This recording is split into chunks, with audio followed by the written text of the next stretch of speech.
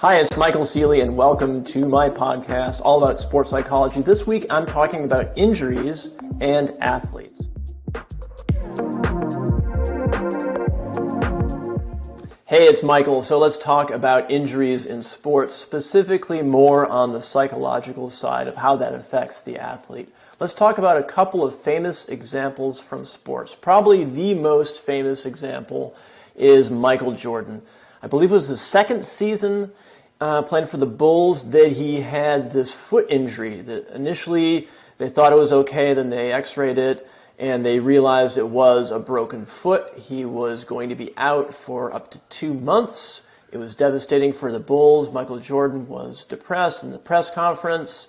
And so what did he do? He was down for maybe a day or two, but knowing Michael Jordan, he attacked the injury. That's what he did.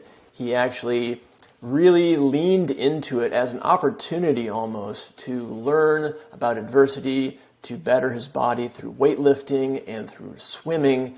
And so he actually trained aggressively through this injury, and people thought he was crazy, like this isn't the way to do it. So he was kind of a trailblazer this way in really leaning into the rehab in an injury. And that's not only good for the physical aspect, he's going to come back quicker, but it was also important psychologically for Michael Jordan to be on the offense like that. He is an offensive type player.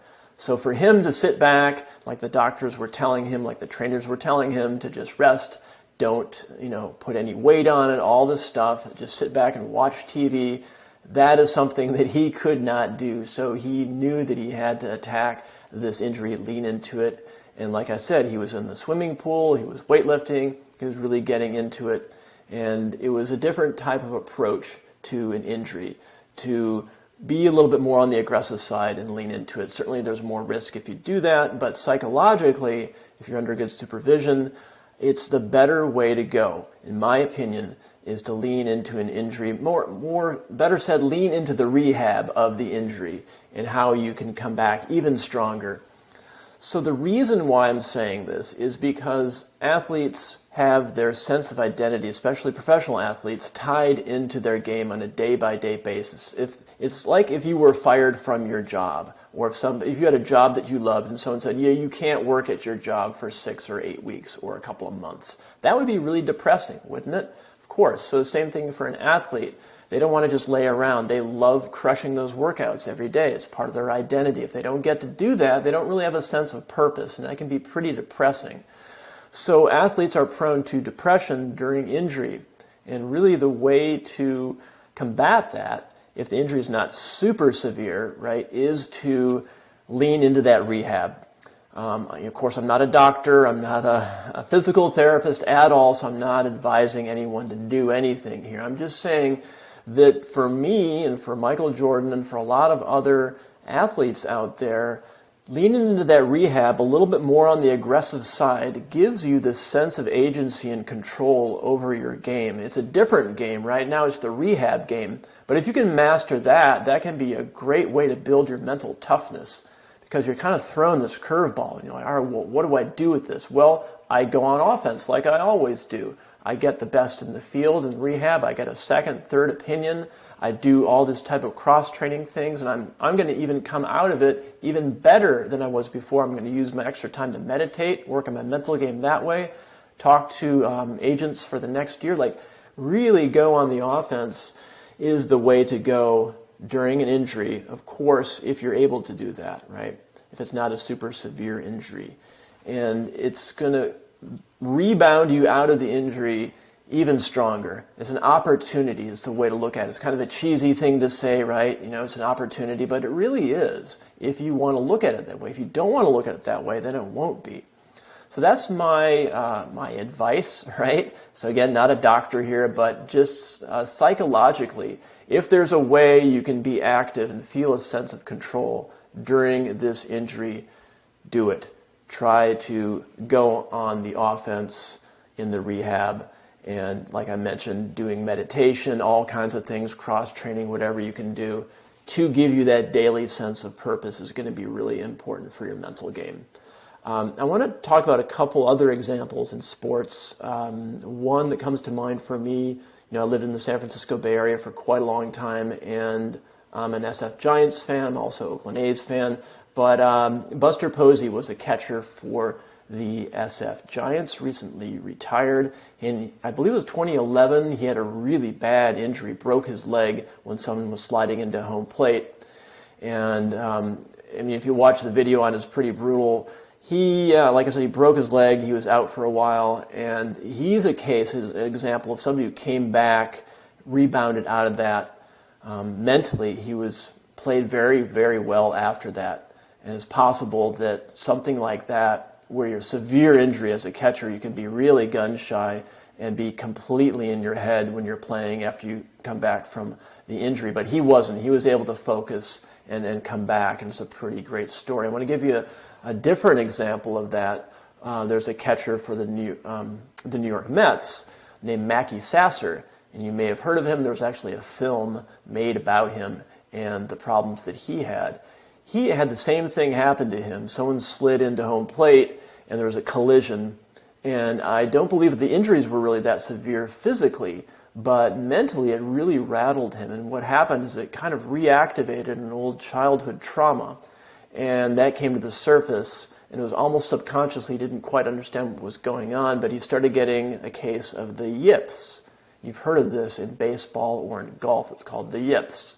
And it's a type of hesitation of where your body and your brain aren't really in sync. And for Mackey Sasser, what was happening for him was that he developed a form of OCD where he had to tap his glove 3 times before he could throw it back to the pitcher after a pitch.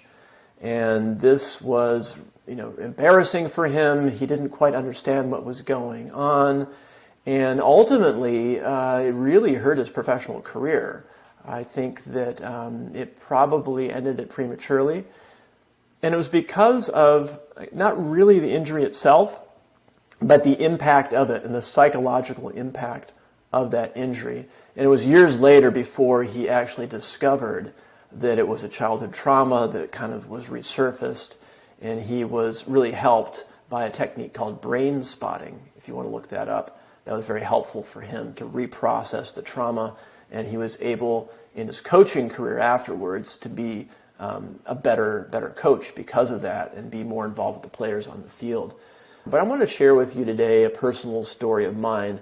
As some of you know, I used to do a lot of bicycle racing. I really loved it. I did it very seriously, probably from age 16 to 24. So it wasn't until I was in my early 40s, many years after I retired from bike racing, that I got a really bad injury. I was mountain biking and broke my leg. And I almost didn't believe it at the time. Like, this can't be possible. Like, I don't get injured, like this doesn't happen to me. And it was tough. Afterwards, I was in one of these plastic boots, and I was told that I couldn't put any weight on it, and that I needed to take all this time off, and my muscles were going to atrophy in my left leg, and I should just accept it. And I was like, no, I'm not going to accept this. I can't. No, there's got to be a better way. And I'd heard stories like of Michael Jordan and others who kind of pushed back on their trainers and said, no, I'm tougher than that. I want to attack this rehab. And so I fired my rehab therapist because I didn't like him. He was maybe well-intentioned, but he was more treating me like a geriatric. I know 40 is old, but it's not that old. And the guy didn't have a lot of energy and wasn't really kind of, pushing for me. Yeah, come in next week, Anyway, so I was just fed up with that, and I asked around because I knew some doctors and nurses in that hospital. And a friend of mine said, hey, let me connect you with a physical therapist who's a mountain biker. And I said, great, perfect. So I go to see the new guy, this guy named Doug. He was amazing. He's like, you need to be on your stationary bicycle today, riding, getting blood circulation in that leg. You're stationary, you're not going to fall over, so you'll be safe. You need to be moving around a lot more. And he just put me on this program, thank goodness, that got me back physically much quicker. and mentally made me feel a lot better, because there's like a couple of weeks where I was really bummed out, man. I was like, is my leg going to be tiny, and am I ever going to come back from this injury? And so this guy, Doug, put me on this more aggressive program.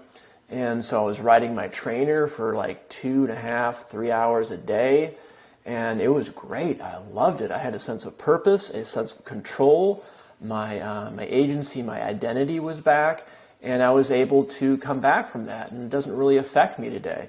So I wanted to share that story with you, in that I know what it's like to have a severe injury and have something that you love be taken away from you, even for a short amount of time. It was devastating. And I wasn't even a professional athlete at the time. I had a regular job and everything. And so I can imagine, honestly, a professional athlete getting injured, being sidelined, and having to deal with that. That must be just brutal. But like I said, the way through that, and I say through that, not out of that, but you have to go through that experience.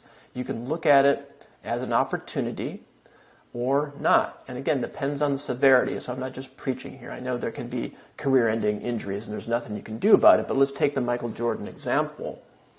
If the injury is not that severe and you're able to know, at least in your mind, that you will come back at some point, even though the comeback may be sketchy, at least there's some hope of coming back. Lean in, just like Michael Jordan did, into that rehab. Get second, third opinions. Get creative. Look at it as an opportunity to do meditations, mental toughness exercises, breathing exercises, whatever it takes. So that's really what I wanted to talk about today, is the psychology of injuries. Any athlete who is at a high level, who plays it long enough, even if you're a bowler, you're going to get injured. You're probably going to get injured. And the question is, how are you going to handle it? How are you going to handle it? What kind of an attitude are you going to have? Are you going to shut down? Are you going to give up hope? Or are you going to be bold and courageous and lean in and get some resources? Of course, get a great physical therapist who's also an athlete. I think that's really important. And that person can be your guide. And lean on friends. Get support. Just, call people. There's probably going to be people who want to visit you. Let them visit. Or if you want to be, secluded, say no. They're there to support you. Don't feel that you're letting your friends down or you have to accommodate them. Focus on you. Focus on repairing and coming back even stronger. It is possible. Okay, that is it for today on my Sports Psychology Podcast. This is Michael Seeley. Tune in again next week. Thanks for listening and thanks for watching.